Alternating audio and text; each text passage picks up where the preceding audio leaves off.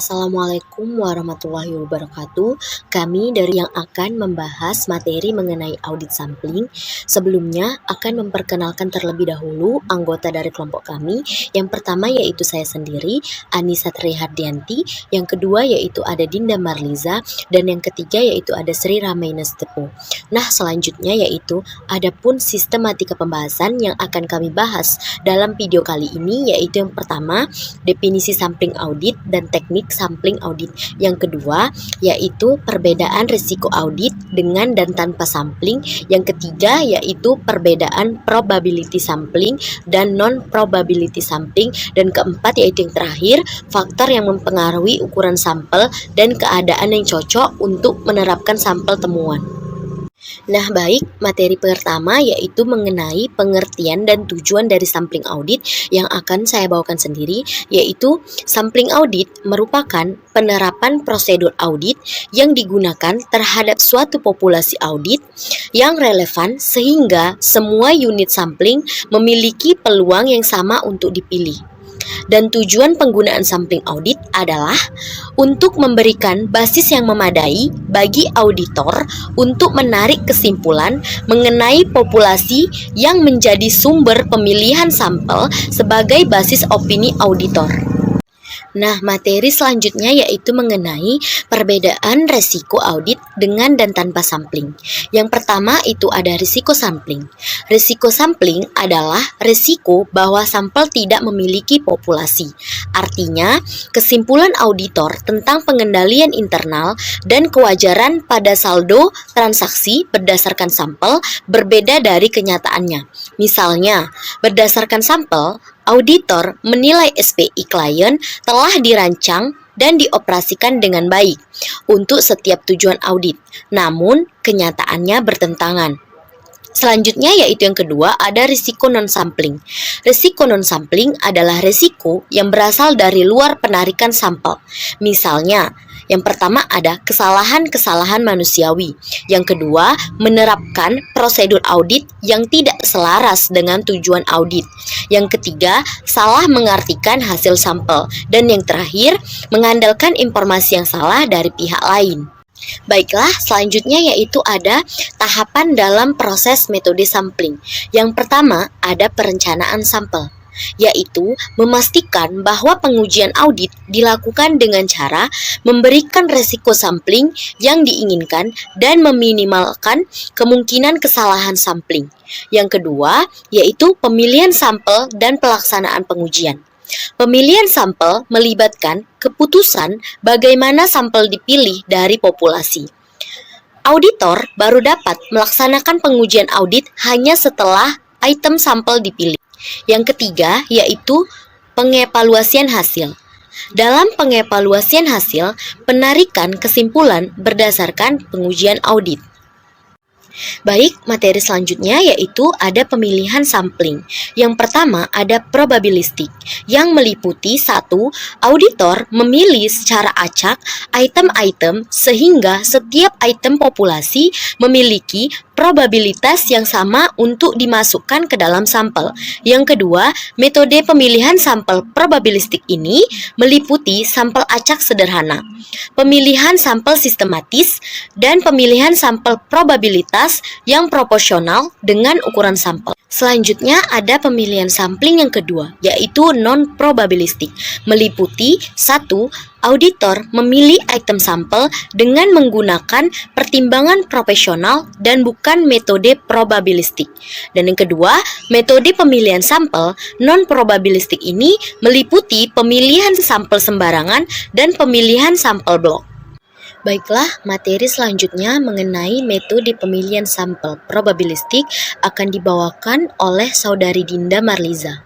Nah, baiklah, saya selanjutnya akan membawakan materi mengenai metode pemilihan sampel probabilistik. Nah, ada 3 metode pemilihan sampel secara probabilistik. Yang pertama itu ada pemilihan sampel acak secara sederhana, di mana metode pemilihan sampel secara acak sederhana ini memiliki kombinasi dari item populasi yang mungkin memiliki kesempatan yang sama untuk dimasukkan ke dalam sampel. Nah, yang kedua itu ada metode pemilihan sampel secara sistematis, di mana biasanya metode ini dilakukan ditentukan oleh auditor dengan menghitung interval yang mana kemudian memilih item-item yang dijadikan sampel berdasarkan interval yang telah ditentukan oleh auditor tersebut. Nah, untuk intervalnya sendiri itu ditentukan berdasarkan ukuran sampel dengan populasi yang diinginkan. Nah, yang ketiga itu ada metode pemilihan sampel probabilitas yang proporsional dengan ukuran dan bertahap. Di mana dalam metode ini biasanya digunakan oleh auditor pada situasi di mana auditor lebih menguntungkan memilih sampel yang menekankan item-item populasi dengan jumlah yang lebih besar. Nah, yang selanjutnya itu ada metode pemilihan sampel non-probabilistik.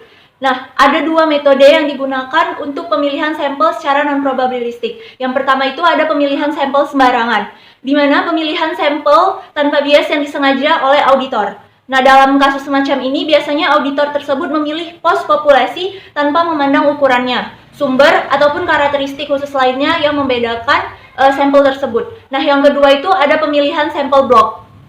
Nah, pada metode ini biasanya auditor memilih pos utama dalam satu blok dan sisanya dipilih secara berurutan. Biasanya penggunaan sampel blok ini hanya dapat diterima jika jumlah blok yang digunakan masuk akal. Nah, baiklah, materi selanjutnya yaitu ada contoh dari pemilihan sampel non-probabilistik. Nah, untuk contoh metode sampel sembarangan itu misalkan kita akan melakukan penelitian mengenai kompetensi dosen di sebuah universitas. Nah, pertanyaan yang dapat diajukan kepada siapapun mahasiswa dari universitas tersebut atau sebagai sampel yang kebetulan datang pada saat kita berada di tempat tersebut untuk melakukan penelitian. Nah, contoh pemilihan sampel non-probabilistik menggunakan metode sampel block, contohnya itu pada suatu survei dilakukan penarikan sampel di sebuah desa, yang mana di setiap desa dipilih blok sensus dan dari blok dan sensus yang terpilih tersebut terpilihlah rumah tangga, yaitu desa, di mana blok sensus dan juga rumah tangga. Desa adalah unit sampel tahap pertama dan blok sensus adalah unit sampel tahap kedua. Dan rumah tangga adalah tahap ketiga. Baiklah, materi selanjutnya yaitu mengenai teknik sampling audit. Nah, apabila kita menggunakan sampling statistik, terdapat dua teknik penarikan sampel. Nah, yang pertama itu ada sampling atribut dan yang kedua ada sampling variabel. Di mana untuk teknik sampling atribut, jenis pengujiannya itu ialah pengujian pengendalian. Maksudnya, biasanya menaksir tingkat deviasi dari pengendalian yang seharusnya dilakukan pada suatu populasi. Nah, yang kedua itu ada sampling variabel. Jenis pengujiannya itu biasanya pengujian pengendalian. Nah, maksudnya itu menaksir jumlah nilai moneter dari suatu populasi atau nilai moneter dari kesalahan dalam populasi tersebut. Baiklah, materi selanjutnya mengenai metode sampling audit akan dibawakan oleh Saudari Sri Ramaina Sitepu. Baiklah, terima kasih atas kesempatan dari moderator. Saya akan melanjutkan materi selanjutnya, yaitu mengenai metode sampling. Metode sampling terbagi atas dua. Yang pertama, metode sampling statistik, dan yang kedua, metode sampling non-statistik. Metode sampling statistik merupakan suatu penggunaan rencana sampling atau sampling plan dengan cara sedemikian rupa sehingga hukum probabilitas digunakan untuk membuat statement mengenai suatu populasi. Kemudian yang kedua, yaitu sampling non-statistik. Sampling non-statistik merupakan pengambilan sampel yang dilakukan berdasarkan kriteria subjektif berdasarkan pengalaman auditor itu sendiri, sehingga proses pemilihan sampel tidak random dan hasil penyampelannya tidak dievaluasi atau evaluasi secara matematis. Selanjutnya yaitu mengenai resiko sampling. Resiko sampling atau sampling risk adalah resiko bahwa auditor mencapai kesimpulan yang salah karena sampel populasi tidak representatif. Resiko sampling adalah bagian sampling yang melekat akibat menguji lebih sedikit dari populasi secara keseluruhan. Dalam melakukan pengujian pengendalian, jenis resiko sampling berikut dapat terjadi.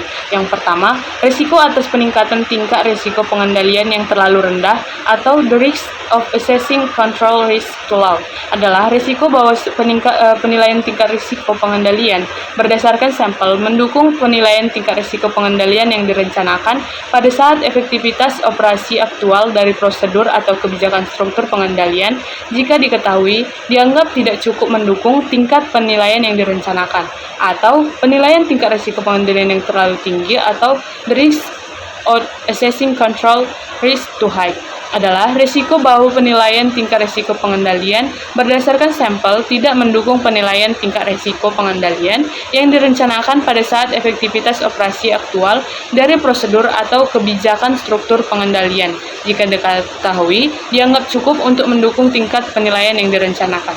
Dalam penyelenggaraan pengujian substantif atas rincian, auditor memperhatikan dua aspek dari risiko sampling. Yang pertama, risiko keliru menerima, yaitu risiko mengambil kesimpulan berdasarkan hasil sampel bahwa saldo akun tidak berisi salah saji secara material, padahal kenyataannya saldo akun telah salah saji secara material. Kemudian yang kedua, risiko keliru menolak, yaitu risiko mengambil kesimpulan berdasarkan hasil sampel bahwa saldo akun berisi salah saji secara material, padahal kenyataannya saldo akun tidak berisi salah saji secara material. Selanjutnya yaitu mengenai faktor yang mempengaruhi ukuran sampel. Ukuran sampel tergantung beberapa faktor yang mempengaruhi, diantaranya yang pertama, homogenitas unit-unit sampel. Secara umum, seperti unit-unit sampel dalam populasi semakin kecil sampel yang dibutuhkan untuk memperkirakan parameter-parameter populasi. Yang kedua, kepercayaan. Mengacu pada suatu tingkat tertentu di mana ingin merasa yakin bahwa yang dinilai secara nyata parameter populasi yang benar. Semakin tinggi tingkat kepercayaan yang diinginkan, maka semakin besar pula ukuran sampel yang dibutuhkan. Yang ketiga, yaitu presisi. Mengacu pada ukuran kesalahan standar estimasi. Untuk mendapatkan presisi yang besar, dibutuhkan ukuran sampel yang besar pula. Kemudian, yang keempat yaitu kekuatan statistik. Mengacu pada adanya kemampuan mendeteksi perbedaan dalam situasi pengujian hipotesis. Untuk mendapatkan kekuatan yang tinggi, peneliti memerlukan sampel yang besar. Kemudian, yang kelima yaitu prosedur analisa. Jenis prosedur analisa yang dipilih untuk analisa data dapat juga mempengaruhi seleksi ukuran sampel. Kemudian yang terakhir, biaya, waktu, dan personil. Sampel juga harus mempertimbangkan biaya, waktu, dan personil. Sampel besar akan menuntut biaya yang besar, waktu yang banyak, dan personil yang besar juga. Selanjutnya yaitu mengenai keadaan yang cocok untuk menerapkan sampling temuan. Sampling temuan adalah suatu bentuk sampling atribut yang dirancang untuk mengalokasikan paling sedikit satu penyimpangan apabila tingkat deviasi dalam populasi berada pada atau di atas tingkat yang ditetapkan. Metode ini digunakan untuk mencari deviasi-deviasi penting yang bisa memberi petunjuk mengenai adanya ketidakberesan. Sampling temuan akan berguna apabila auditor memeriksa populasi yang besar dan terdiri dari unsur-unsur yang berisi populasi risiko pengendalian sangat tinggi. Kemudian, menduga bahwa ketidakberesan telah terjadi. Dan yang terakhir, menginginkan tambahan bukti pada kasus tertentu untuk menentukan apakah ketidakberesan yang telah diketahui merupakan suatu kejadian kebetulan atau merupakan bagian dari pola yang berulang. Baiklah, adapun kesimpulan dari video pembelajaran kali ini mengenai materi audit sampling, yaitu sampling audit dapat diterapkan baik untuk melakukan pengujian pengendalian, pengujian substantif atas transaksi, dan pengujian atas rincian saldo. Sampling dilakukan apabila waktu dan biaya tidak memungkinkan memeriksa seluruh transaksi dan kejadian dalam suatu populasi. Keuntungan dari sampling adalah menghemat sumber daya, baik itu biaya, waktu, maupun tenaga. Yang kedua, ruang lingkup yang dicakupnya lebih luas. Lalu, yang ketiga, data atau informasi yang diperoleh lebih teliti dan mendalam. Dan yang terakhir, pekerjaan lapangan lebih mudah dibandingkan dengan cara sensus. Mungkin itu saja yang dapat kami sampaikan dalam video pembelajaran kali ini. Kami ucapkan terima kasih. Wassalamualaikum warahmatullahi wabarakatuh.